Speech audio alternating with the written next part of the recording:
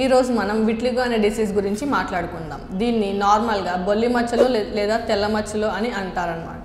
ఇది వచ్చేసి ఒక ఆటో ఇమ్యూన్ డిజార్డర్. అంటే మన ఓన్ ఇమ్యూన్ సిస్టమే మన బాడీలో మనకు అగైనెస్ట్గా యాక్ట్ చేస్తుంది.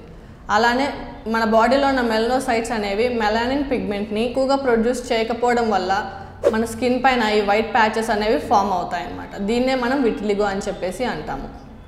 సో ఈ డిసీజ్కి ట్రిగరింగ్ ఫ్యాక్టర్స్ అనేవి ఏంటి అంటే ఎక్కువగా నాన్ వెజ్ తీసుకున్నా కూడా, లేకపోతే డైరీ ప్రోడక్ట్స్ ఎక్కువ తీసుకోవడం వల్ల, విరుద్ధ ఆహారం అంటే మిల్క్ ప్లస్ చికెన్ తీసుకున్న, మిల్క్ ప్లస్ ఫిష్ ఇలాంటివి తీసుకున్నప్పుడు ఈ డిసీజ్ అనేది వైట్ ప్యాచెస్ అనేవి ఎక్కువ అవ్వడం మనం చూస్తూ ఉంటాం. ఆయుర్వేదంలో పంచకర్మలో ఏం చెప్పబడిందంటే వమన కర్మ, రక్తమోక్షణ, అగ్నికర్మ, శిరావేదన. సో ఎవరైతే విట్లిగో డిసీజ్ తో బాధపడుతున్నారో వాళ్ళు శ్రీ భాస్కర కేరళ ఆయుర్వేదిక్ హాస్పిటల్ ని సంప్రదించవచ్చు.